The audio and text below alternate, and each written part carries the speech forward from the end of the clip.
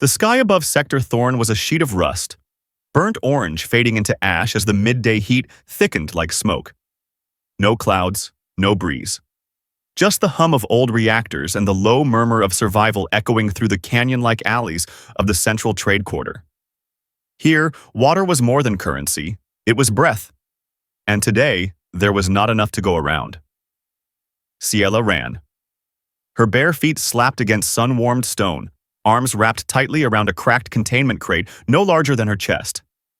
Inside, tiny bodies shifted, fragile, trembling, faintly glowing beneath the vents. They chirped once. Then silence. She could barely hear their pulse anymore. The Lunas were dying.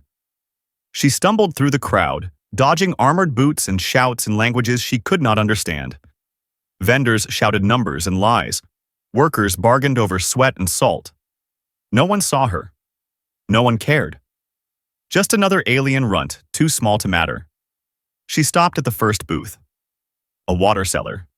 "Please," she whispered, voice raw. "One drop, just one." The vendor, a wide-faced man with recycled plastic armor and sunburned eyes, glanced down, sneered. "Back of the line, Purple." She held up a charm, a shard of moon crystal from her mother's grave. He waved her off like smoke. Can't drink sentiment. She moved on. Second booth. Same rejection. Third. Worse. By the time she reached the edge of the trade yard, her knees buckled. The crate slipped from her arms, thudding softly against the ground. A soft chirp escaped the vent. Then another. Then nothing. Her fingers shook as she reached for the latch. One of the Lunas, smallest of the clutch, lay still, its soft skin dry and gray. Its glow was fading. Her eyes blurred. And still, the world moved on.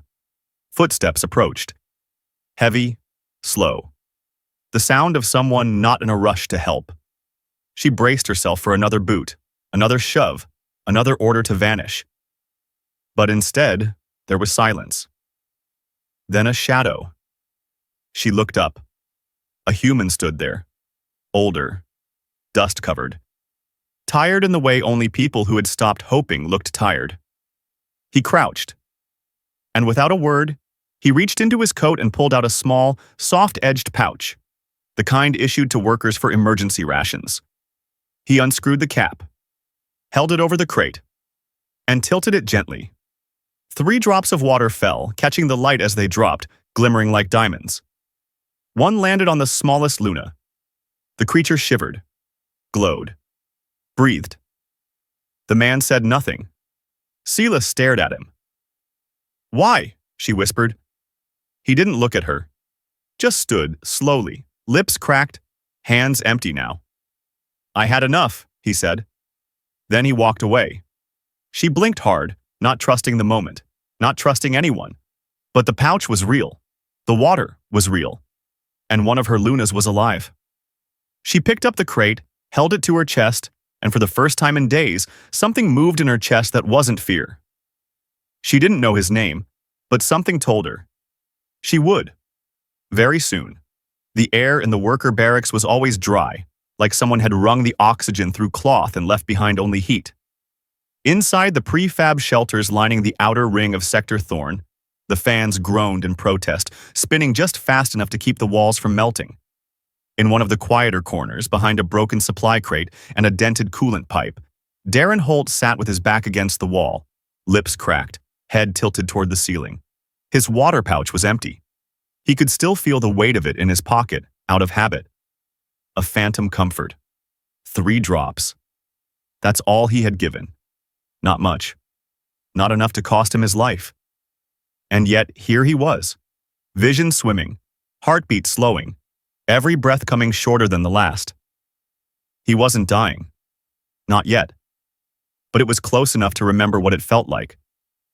He heard footsteps approaching, soft, unsteady. His hand went to the tool at his hip, more out of instinct than intention. Then her voice, barely a whisper. "You gave it to me." Darren turned his head. The girl, the one with the strange violet skin and the soft glowing creatures tucked into a container against her chest. Ciela. She stepped into the narrow shade of the overhang, eyes wide, unsure. One of the Lunas peeked out from the corner of the crate, blinking slowly, its skin brighter now. "They're okay," she said softly. "Because of you." Darren nodded, barely. "Don't make a habit of thanking people out here," he muttered. "Makes them nervous." She hesitated, then stepped closer. "I want to help you now." He coughed once, dry, rough. "I don't think you've got much to give." She didn't reply. Instead, she pulled something from the folds of her scarf, a small glass vial, its contents clear and cool, the liquid inside shimmering with a faint blue glow. Darren blinked. "That's med-grade hydrate serum," she nodded. He pushed himself up with effort, eyes narrowing. "Where did you get that?" "I traded something." "What?"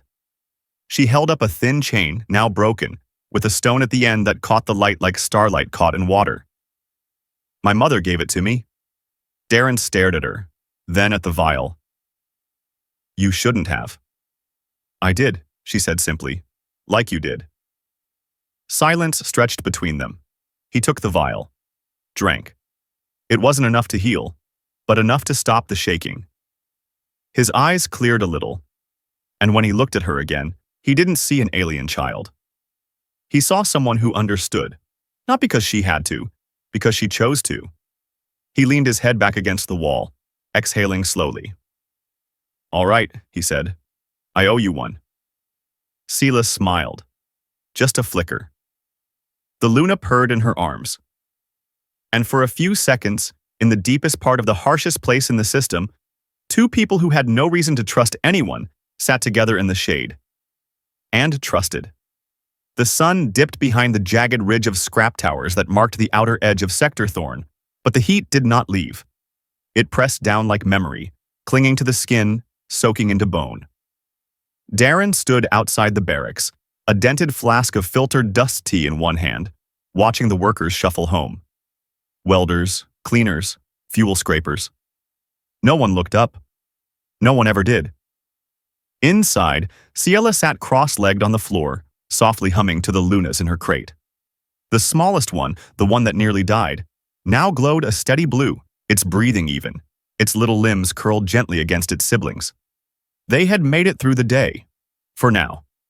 Darren stepped inside, set the flask down, and crouched beside her. "They look better," she nodded. "They remember water. They won't forget you." He smiled faintly. "Let's hope the regulators forget me. That stuff I drank. High-grade serum like that's not supposed to be in the hands of outsiders. Especially not through a trade." Ciela's expression fell slightly. "I had to," she said. "I know," Darren replied. He didn't ask what it had cost her. He didn't have to, because in this world, nothing was ever free. And somewhere across the district, someone else had noticed that too. In a shadowed corner of the market tower, beneath a flickering neon god eye, Jarnax watched the footage loop across a stolen screen. It showed a human man handing over his last water, an alien girl returning with medicine. It showed something dangerous. Compassion. The kind that spreads. Jarnax ran a finger along the blade of a trade voucher. He smiled. "Too sweet," he muttered. "Far too sweet for this place." He turned to his aide. "Find the girl. Quietly. If she's willing to trade a keepsake for a flask, imagine what she'll give for something bigger." That night, the wind picked up. Darren lay awake on his bunk, staring at the corrugated ceiling. His muscles ached. His mouth was still dry. But it was not thirst that kept him from sleep. It was what the girl had done. It reminded him of someone else. Of before. A time when he still believed the world could be moved by kindness. He sat up slowly, saw Ciela asleep in the corner, curled beside her crate, the Lunas glowing faintly around her. She looked peaceful, which was dangerous. Because peace never lasted in Thorn. And just as the thought crossed his mind, a soft knock came at the edge of the barracks door. Not a loud one, a calculated one. Darren rose, opened it. Jarnax stood there, smiling in a way that never touched his eyes. "Evening," he said, voice like oil on broken glass. I heard you've got something rare in here. Something emotional. Darren's jaw clenched. You should go. Yarnax's smile didn't fade. Or maybe you should sell, before someone else takes. Behind him, two shadow-wrapped figures shifted silently. Darren looked back inside. At the girl. At the crate. At the tiny blue light rising and falling with their breath. He stepped forward, closing the door behind him. You want something? He said. Try me. Yarnax grinned wider. Oh, I intend to. The wind howled through the alley like a warning no one would hear. The next morning came without light. Clouds of dust hung thick in the air, choking the sunrise, casting Sector Thorn into a dim, rust-colored haze. Sirens moaned faintly in the distance, not in alarm, but in routine. In a place like this, even despair had a schedule. Darren Holt stood outside the barracks, eyes scanning the street, hand resting low near his belt. He hadn't slept. Yarnax's visit had twisted something in his gut that wouldn't settle. The man hadn't made a move yet, but Darren knew the type. Yarnax didn't knock twice. Inside, Sela was packing the crate again. The Lunas were quiet today. Not sick, but sensing something. Their glow was dimmer. As if even they knew silence meant danger. When the pounding came, it wasn't from Yarnax. It was from the regulators. Steel boots, sector guards in black-plated armor with mirrored faceplates, each bearing the sigil of the Water Authority, a droplet flanked by two broken wings. Open, one barked through the metal door. Ciela froze. Darren didn't. He opened it. The lead officer shoved him back. You're under inspection. Orders from Central. Darren didn't move. We haven't broken any codes. Hydration theft, the officer snapped. Unauthorized trade of medical-grade water. Human to alien transfer. Darren's voice stayed calm. She was dying. That's not our concern. Behind them, two other guards stepped inside. One reached for the crate. Ciela stepped between. Don't. The guard pushed her aside, not hard, but with the kind of carelessness that screams cruelty. The Lunas squeaked, panicked. One of them tried to leap out. The guard caught it midair and slammed it into a containment cylinder, slamming the latch. Darren moved fast, too fast. His hand caught the officer's wrist before the second motion. Eyes locked. Put it down, he said. The officer hesitated, then raised his baton. Darren took the hit across the ribs and didn't go down. But the second blow dropped him to one knee. Ciela screamed. The guards pulled her back, twisted her arms. This is what mercy gets you, one of them spat. The officer turned to Darren, now bleeding against the floor. Contact with alien species beyond economic exchange is a violation. You're lucky we're not charging you with sentimental treason. Darren coughed blood. I'd do it again. The officer laughed once, then nodded to the others. Take the girl. Confiscate the pets. Leave the man. Let him rot in regulation guilt. As they dragged Ciela away, her eyes met Darren's. They didn't scream. They didn't beg. They just held on, for as long as they could see each other. Then she was gone, and the cell was quiet. Darren sat there, broken and alone, surrounded by the dust of a place that had never cared for anyone. But in that silence, something changed. It wasn't rage. It wasn't hate. It was resolve. Because now, it wasn't about water. It wasn't even about kindness. It was about who they refused to let disappear next. The air inside the regulator compound was thin, recycled too many times through filters that hadn't been changed in years. It smelled like metal, sweat, and disinfectant, sterile in the way that made people forget they were human, or that others were. Ciela lay on the floor of the holding cell, her arms curled around the now empty crate. Her hands trembled. Her eyes did not. She wasn't crying. She had done that already, when the smallest Luna had been taken from her. They said it was for testing. They said it would be fine, but they didn't mean it. And she knew what would happen if no one came. Darren crouched behind the maintenance grid of the outer wall, sweat slicking his back beneath the stolen regulator armor. His side still ached where the baton had cracked a rib, but he was breathing steady. One hand on the stolen keycard, the other holding a coil saw barely meant for cutting pipe. This wasn't a plan. It was a promise. He moved through the vent corridors, silent and fast, every step mapped in his head from years of fixing the systems no one else wanted to touch. The guards never noticed maintenance. They never noticed the ones they thought were finished. And they never saw him coming. He found the lab first. White walls. Too clean. The Luna was inside a containment tube, hooked to a drip of synthetic sedative, its glow dim and flickering. Darren didn't hesitate.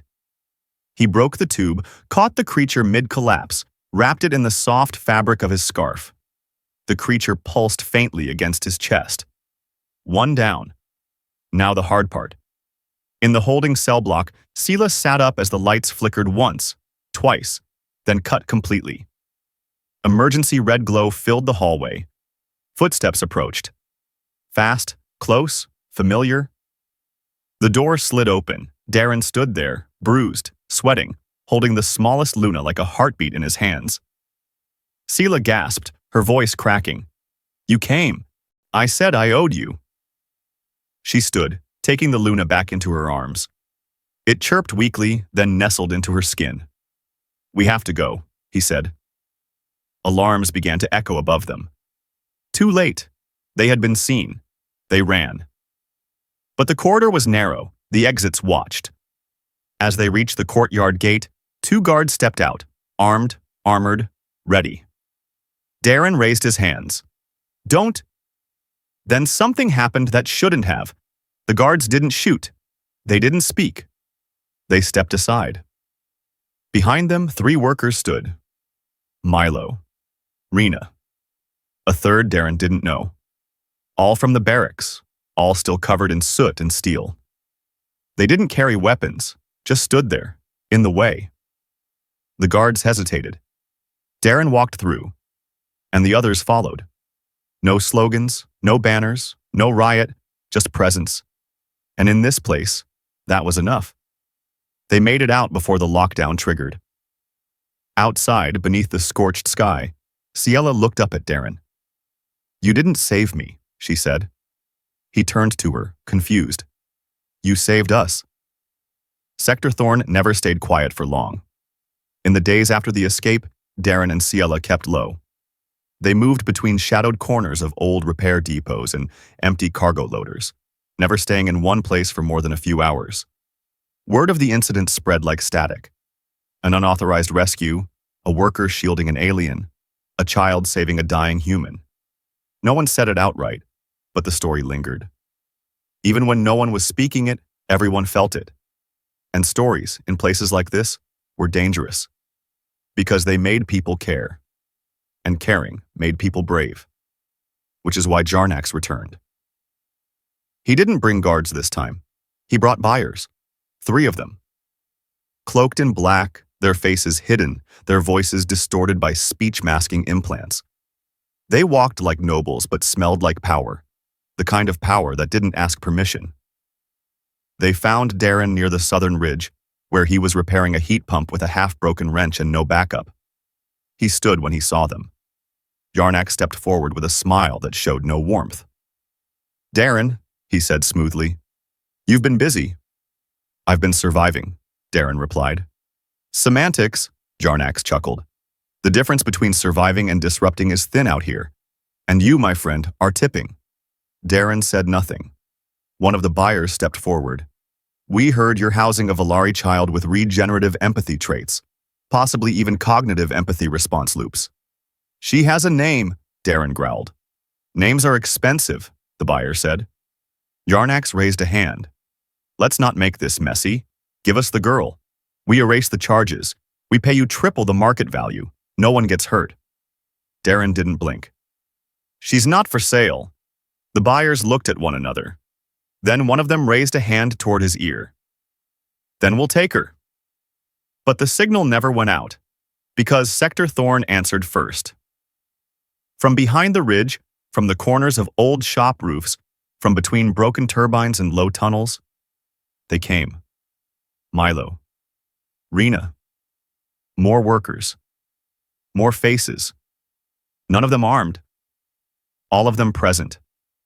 Standing behind Darren like a tide that had been held back too long. They didn't chant. They didn't raise fists. They simply stood. And Yarnax, who had made his fortune breaking people alone, finally saw what it looked like when people stood together. He hesitated, then smiled, thinner this time. "You think this changes anything?" he hissed. "No," Darren said. "It already changed everything." Yarnax backed away. The buyers followed. No one fought. They didn't have to. Presence was enough. Again. That night, Darren sat beside Ciela and her Lunas in the old depot. He didn't speak for a while, just listened to the soft hum of their breathing. To the quiet that followed not fear, but peace. Ciela looked at him. "Will they come back?" Darren nodded. "Probably." "Are we safe?" He looked around at the faces gathering again near the perimeter. At workers fixing old water pipes. At someone welding a gate that had been broken for years. He nodded again. "We're not alone now." The footage wasn't supposed to survive. A cracked corner surveillance node in an old warehouse, forgotten by the regulators and too outdated to connect to the central net. But it caught the moment. The flicker of red alarm lights, the clank of armored boots, the blur of Darren's body shielding Ciela as the guards closed in. It captured the scream, the rescue, and most of all, the moment 3 unarmed workers stepped forward and simply stood. It was uploaded to the outer relay network by a mechanic named Rena, sent through a maintenance port using a protocol so old the system mistook it for historical data. Within an hour, 500 people had watched it. By morning, 5 million. And then, the questions began. Who was the human? Who was the girl? Why did she glow when frightened? Why did he give up water in a place where water was life? The narrative twisted, as narratives do. Some called it a miracle. Some called it treason. But none could deny what it showed. Compassion in the impossible. Darren wanted none of it. He kept his head down, kept working on broken systems and melted circuits. Ciela followed, quieter now, her Lunas healthy again but never far from her arms. They didn't seek attention, they sought peace. But peace had noticed them, and it wanted more. 1 week after the video went viral, an envoy ship landed in the old scrapyard just outside Thorn. Not a warship, not a trader. A diplomatic vessel, sleek and silver, bearing no weapons, just an emblem of a hand holding a droplet. The new emblem of the Water Authority's Interspecies Relations Program. 2 officials stepped out. Neither in armor. 1 human. 1 alien. They asked no questions about the incident. They made no threats. They made an offer. To the man who gave his last drop, the human said, eyes level.